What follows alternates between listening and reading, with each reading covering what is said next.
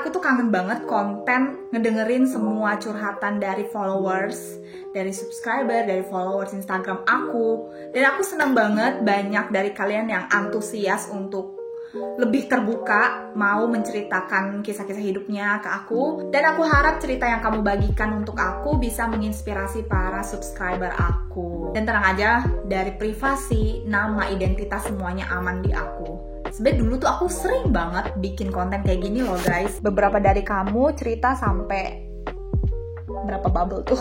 Makasih buat teman-teman yang memberikan kepercayaan untuk aku.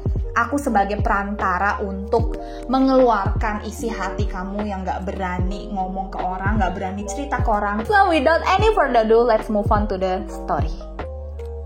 Oke, jadi aku open sesi curhat pada hari Selasa gara-gara video aku yang ini.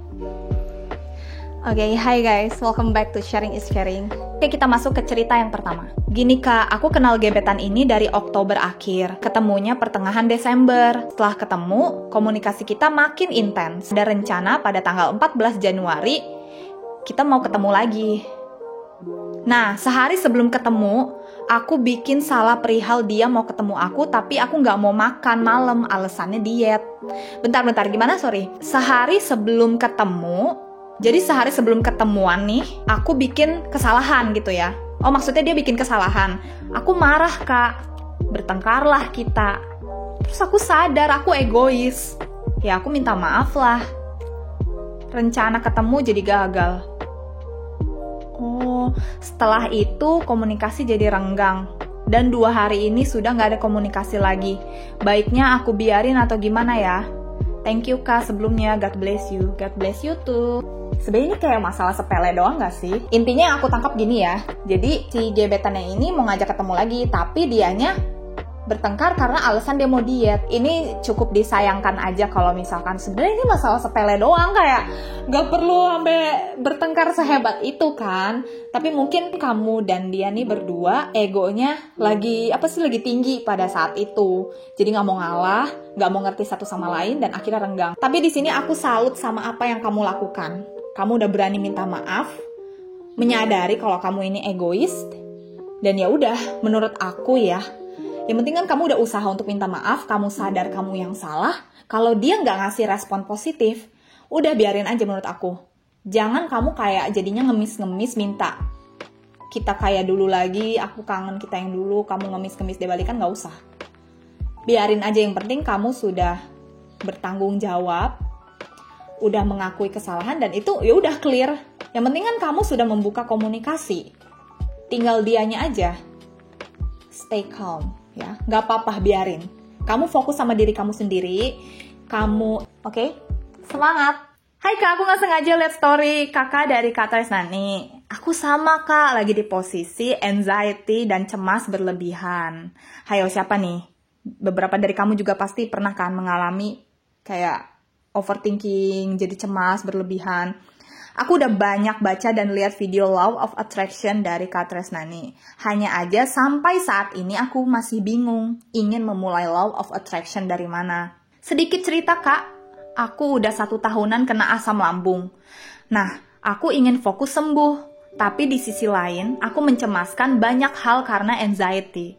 Jadi suka bingung untuk mengubah hal dari negatif ke positif. Penyakit itu bisa sembuh loh dari pikiran kamu sendiri. Misalkan kamu kan lagi sakit asam lambung nih. Kamu jangan fokusin kayak aku pengen sembuh. Tapi coba dirubah jadi aku yakin bentar lagi sembuh. Aku yakin kok aku bisa makan makanan yang aku suka lagi. Gak ada lagi rasa takut untuk mencoba makanan yang bikin mah aku kambuh, yang bikin asam lambung aku kambuh. Oke, gini deh, cara ngerubah negatif ke positif. Yang pertama, praktik meditasi. Praktik meditasi dulu. Pelan-pelan deh. Kamu cari deh di YouTube guided meditation tuh banyak banget. Atau kalau kamu nggak bisa meditasi, kamu dengerin lagu yang bikin kamu happy.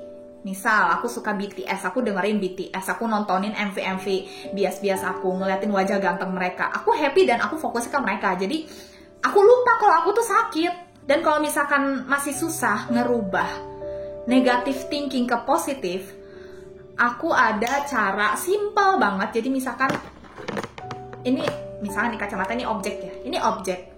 Kamu fokus, mata kita kan kayak gerak gini ya. Kalau lagi, kamu sadar gak sih kalau kita lagi overthinking, mata kita tuh kayak gini, kemana-mana bola matanya. Nah, untuk melatih biar pikiran kamu yang negatif itu nggak ngegrogotin otak kamu fokus ke satu objek, apa kayak boneka atau benda yang kamu pegang, kamu liatin.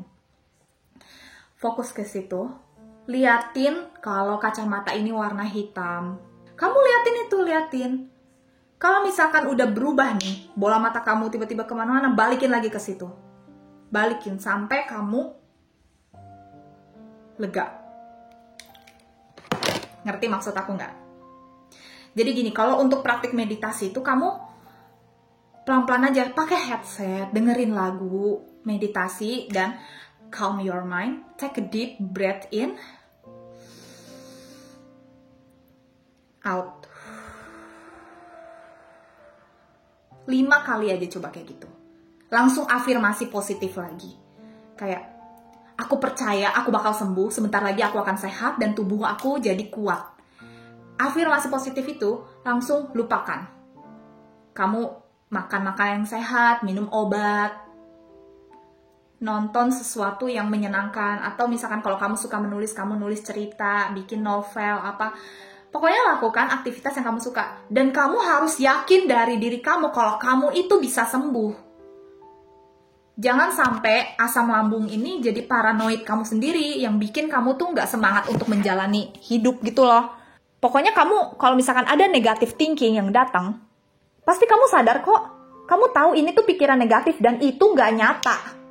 Pikiran negatif itu cuma ada di sini, itu nggak real. Ibarat kayak negative thinking itu udah ngegedor-gedor pintu rumah kamu. Terus kamu lihat apa lo mau masuk ya gitu kan. Praktik meditasi adalah cara yang tepat untuk membungkam si negative thinking. Mengenai Reels kakak, aku langsung tersentuh. Thank you. Dan aku juga jadi punya struggle untuk melewati hidup gara-gara nggak sengaja lihat postingan Kak Tresnani juga. Ya emang Kak Tresnani ini panutan kita semua ya yang praktik Law of Attraction. Pasti yang udah spiritual awakening ngerti banget sih bahasa aku ini. Yang nggak paham Law of Attraction, spiritual awakening, pasti mereka bingung kita ngomongin apa. Emang sih belum ada yang terkabulkan dari mimpi-mimpiku ini. Tapi sekarang aku lagi di tahap mensyukuri semuanya dulu. Bagus. Bersyukur hal-hal sekecil apapun yang kamu punya. Apapun yang terjadi sekarang, aku hanya menikmatinya. Bahkan, nanti di saat apa yang aku harapkan tidak sesuai, mudah-mudahan aku bisa tetap bersyukur. Oh iya, aku mau nanya juga setelah menerapkan Law of Attraction di hidup kakak, apa aja yang sudah kakak terima? Benar, jadi gini, yang pertama, bersyukur itu adalah kunci, guys. Apapun, everything happens for a reason. Aku sering banget bahas ini. Everything happens for a reason. Apapun yang terjadi di hidup kamu, kamu harus bersyukur. Hal-hal kecil aja. Kamu bangun tidur nih. Kamu bersyukur kamu masih bisa nafas. Masih bisa dengar suara keluarga yang manggil. Ayo bangun. Ayo sarapan, mandi. Kamu bersyukur masih bisa dikasih makanan yang enak. Bisa ngobrol sama teman-teman. Masih bisa sekolah, kuliah, kerja, dapat duit. Bersyukur hal-hal sekecil apapun. Kalau misalkan kamu bermimpi masuk ke universitas impian, kalau kamu nggak mendapatkan itu, ya udah bersyukur. Mungkin tempat itu nggak cocok untuk aku. Mungkin ada orang jahat yang nggak pantas untuk aku. Aku bersyukur. Ya udah aku ke universitas yang lain, plan B gitu. Itu hal utama banget yang harus kamu syukuri. Dan untuk Law of Attraction yang terjadi di hidup aku tuh udah banyak, nggak sebanyak itu sih. Maksudnya, jadi gini, aku tuh udah tahu ilmu Law of Attraction sebelum kenal Kak Tresna sebenarnya. Aku praktik Law of Attraction 2020 di saat COVID. Aku udah tahu itu karena aku tahu buku The Secret. Tapi aku nggak bisa praktik sedalam apa yang diajarkan si kakak itu. And one day, 2021, aku ketemu akunnya si kakak itu kan. Akhirnya kayak, terima kasih Tuhan ada yang membahas Law of Attraction sedalam ini di Indonesia. Impian terbesar ini sebenarnya big dream juga sih. Aku masih belum berani untuk ungkapin big dream aku apa ke orang-orang karena ini masih proses. Jadi intinya gini aja deh, yang sudah terkabul, yang sudah banyak orang-orang tahu aku di notice sama Jeffrey Nicole. Sebenarnya aku nggak menulis spesifik nama, aku nggak mengharapkan Jeffrey Nicole. Aku ngefans sama Jeffrey Nicole, tapi aku nggak kayak yang pengen banget sama Jeffrey Nicole gitu loh, enggak. Jadi aku memang hobi acting dan aku suka bikin konten acting kan. Kalau kamu follow Instagram aku di TikTok, aku cuma kayak selama syuting konten itu aku kayak tiba-tiba ada koneksi sama Jeffrey Nicole, kayak feeling ini kalau Kak Nicole ngeliat acting aku gimana ya reaksinya, kayak gitu. Tapi habis itu aku lupain karena kan aku fokus hafalin dialog, dan akhirnya aku upload di TikTok. Nah, udah tuh di-upload, tiba-tiba mungkin masuk FYP dia dan akhirnya di notice, dia share di story Instagramnya, dia follow back aku, dia like, dia komen, kayaknya ini impian semua cewek-cewek, tapi aku tidak mengimpikan itu gitu loh. Jadi aku yang tidak berharap tiba-tiba mendapatkan itu yang diinginkan semua cewek. Jadi gini, dan one day aku tiba-tiba ingat aku pernah menulis itu. Aku nulis cuma kayak sekali dua kali doang, aku tulis, Tuhan terima kasih akhirnya aku dinotis aktor Indonesia, aktor idola, aktor Indonesia gitu. Aku lupa, aku bener-bener lupa karena aku let go kan. Nah ini kuncinya, let go. Pas aku baca buku scripting, aku pernah nulis ini, sampai kayak gitu. Semenjak kejadian itu, aku jadi tahu life purpose aku menjadi ini. Akhirnya aku diundang di acara TV. Tapi aku nggak tulis TV itu apa, yang penting aku cuma selalu berasumsi dan percaya kalau konten aku ini dinotis sama stasiun TV. Entah kapan, tapi aku yakin. And one day, kejadian juga. Paham dan bisa berbahasa Korea dong? Ya lumayan lah dikit-dikit jadi ngerti gitu kan. Yakin sama apa yang kamu manifestasikan dan let go. Nggak usah ditungguin kapan itu terjadinya, karena trust divine timing aja. Kamu tetap usaha, keep going, jangan menyerah. Karena kita nggak ada yang tahu ini impian kita dan ini kita. Kita nggak tahu, mungkin kita udah sedekat ini, tapi nggak kelihatan. Kita merasa kita masih jauh. Mungkin aja udah di depan mata gini, tapi kamu nggak tahu. We never know. Aku seorang ibu dan istri yang 5 bulan lalu melahirkan. Di saat aku melahirkan, aku dipulangkan ke rumah orang tua aku yang beda kota.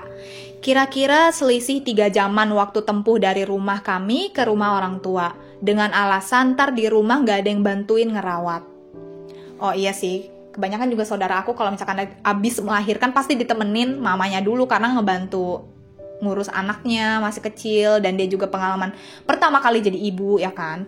Setelah aku melahirkan, ternyata aku sampai sekarang gak dijemput-jemput. Oh, gak dijemput-jemput sama suaminya. Dan ternyata sekarang ini dia ada wanita lain, Kak. Dia sendiri yang cerita. Wah, suami kurang ajar nih. Dan ini ceweknya katanya lagi hamil.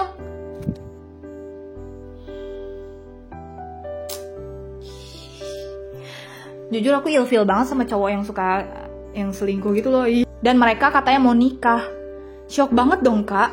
Jadi ini alasan dia gak jemput-jemput aku. Dan aku pun juga gak diizinin pulang. Padahal ini cewek tahu banget kalau suami aku itu udah beristri dan baru aja melahirkan. Karena ortunya tuh cewek tamu dari suamiku. Oh iya, suamiku itu seorang penasehat spiritual yang banyak banget tamunya dan lumayan terkenal di kotaku. Ini cewek juga sering banget buat story tentang kebersamaan sama suamiku. Menurut kakak, aku harus gimana, Kak? Tapi jujur aku masih ingin mempertahankan hubunganku dengan suami. Karena aku masih percaya ada keajaiban setelah ini. Ralat, Kak, aku dipulangkan ke rumah ortu kira-kira seminggu sebelum lahiran. Aku ingin sekalian belajar law of attraction biar bisa lebih ikhlas dan sabar menghadapi semua masalah hidupku. Cerita kakak tadi sangat menginspirasi aku. Aku ingin bisa seperti kakak yang sudah berhasil menerapkan ilmu law of attraction di kehidupan kakak. Terima kasih sebelumnya ya, Kak. Oh my god. Makasih juga kamu yang udah cerita. Ini parah banget sih. Terima kasih kamu yang udah sharing. Jujur aku ikut sedih juga sih ngedengernya. Ayo coba tarik nafas dulu.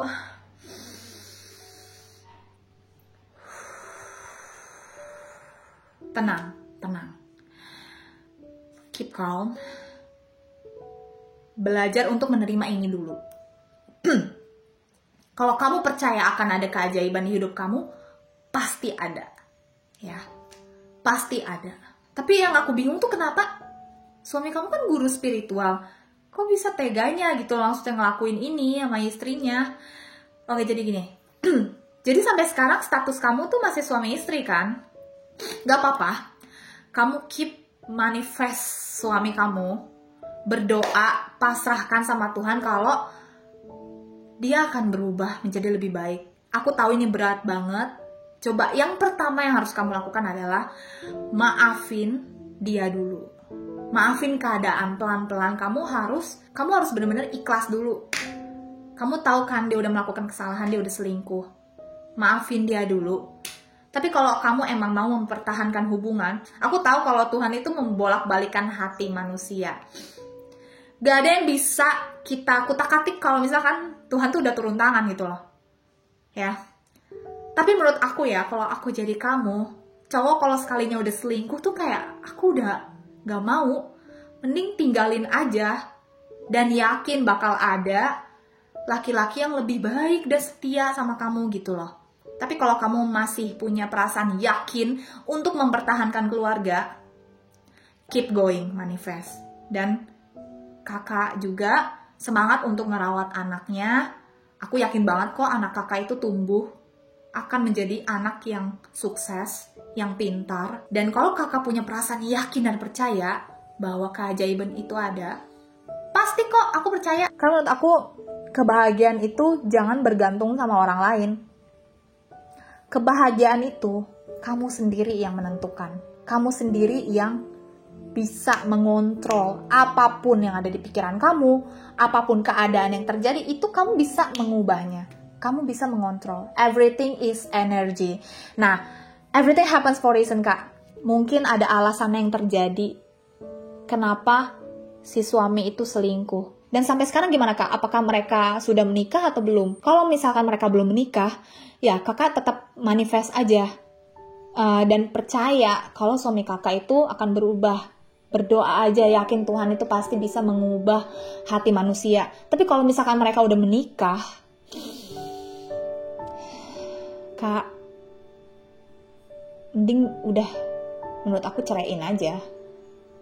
Dan yakin di luar sana masih ada laki-laki yang lebih baik, lebih setia, lebih ganteng, lebih tinggi, yang tulus sama kakak gitu loh, yang mau menerima anak kakak, yang mau menjadi ayah.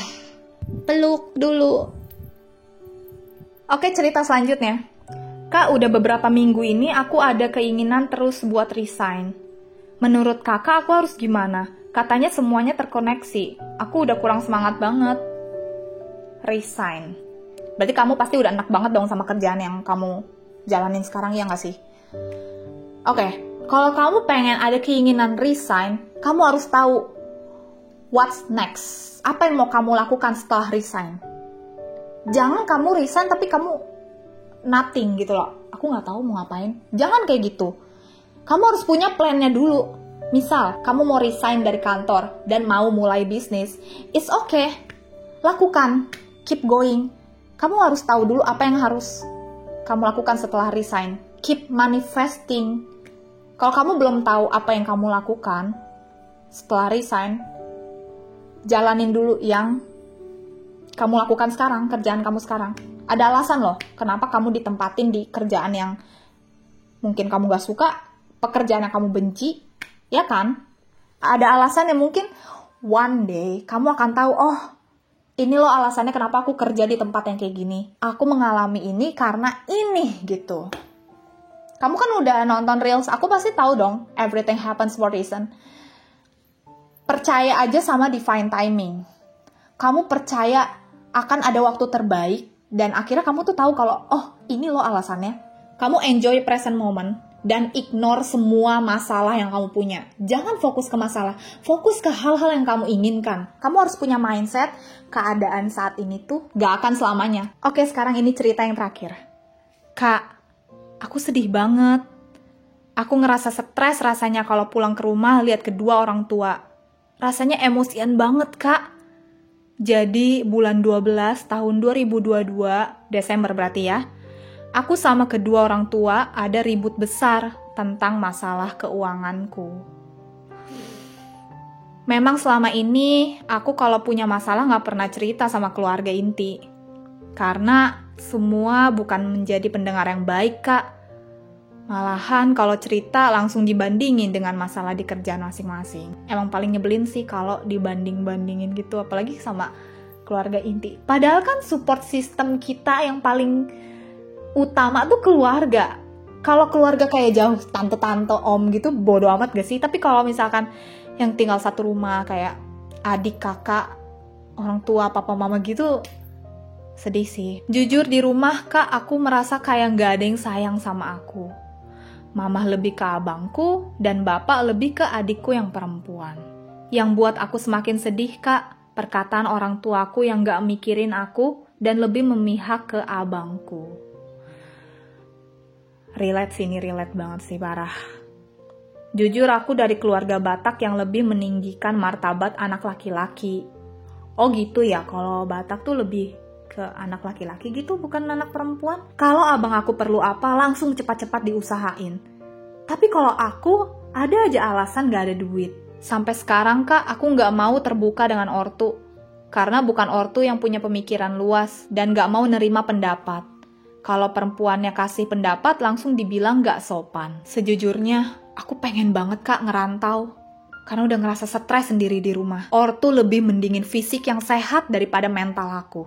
Ada emang omongan mereka, terutama ibu aku yang buat hati sedih. Ketika dia belikan aku barang, pasti langsung dibilangkan aku yang beli itu bukan pakai duitmu. Oh, maksudnya kayak, itu kan pakai duit orang tua, bukan pakai duit kamu ngebeliin itu. Kayak gitu gak sih maksudnya? Ngejelekin fisik anak perempuannya dengan sesukanya dan menganggap bercandaan. Kadang kak, aku mikir, apakah aku anak yang terlalu durhaka ya? Atau emang orang tua aku aja yang gak pernah memberikan kasih sayang sama aku. Selama ini kak, aku merasa ngemis kasih sayang dari orang tua. Selama ada masalah, selagi bisa aku atasi, ya aku gak pernah cerita sama kedua orang tuaku. Karena nanti pikiran mereka stres. Kondisi keadaan bapak aku yang sakit jantung, yang sudah pasang cincin. Dan kondisi mamaku juga penyakit asam lambung yang semakin parah. Selama ini aku gak cerita untuk menghindari mereka, biar jangan stres. Dan tidak menambah beban pikiran mereka juga kak. Makasih juga ya kamu udah sharing. Ini buat temen-temen subscriber pasti ada yang relate gak sih? Kayak jadi dibanding-bandingkan, ngerasa kayak gak dapet kasih sayang dari orang tua, dari keluarga. Oke gini, kalau kamu pengen merantau, yaudah merantau aja. Tapi kamu harus tahu, kamu mau ngapain di sana. Kamu ngerantau misal ke Jogja, ke Bali. Tapi kamu harus tahu kamu tuh punya plan. Kamu mau ngapain? Ngebangun bisnis atau ada kolaborasi sama orang. Kamu harus tahu ngapain. Tapi kalau misalkan kamu belum tahu ngapain, ya udah, kamu tetap berdoa, keep manifest dan percaya kalau ada sesuatu yang tak terduga ketika kamu di sana. Emang ini terjadi di Kak Tresnani juga kan, yang dia tiba-tiba ke Dubai sendirian terus ke Bali, buset dah. Tapi kalau kamu memang benar-benar udah enak, kadang gini, pikiran orang tua kan beda ya sama kita.